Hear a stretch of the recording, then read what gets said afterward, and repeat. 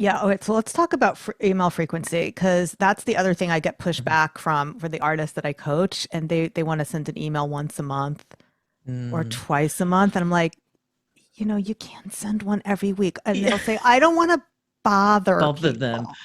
Oh, I love this question. So, what if I turned around to you? So, you sat there listening to this, and I say to you now, you can only post on Instagram 12 times in a year.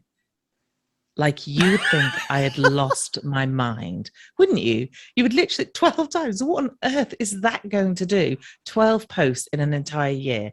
Well, that's how many emails you send if you email once a month. And the funny thing is, some people on social media didn't opt in to see your stuff. Like sometimes you see things because someone else has shared it or because it just happens to throw up in your feed for whatever reason. However, I've opted in. So the choice, I have actually said, yes, I want to receive your emails.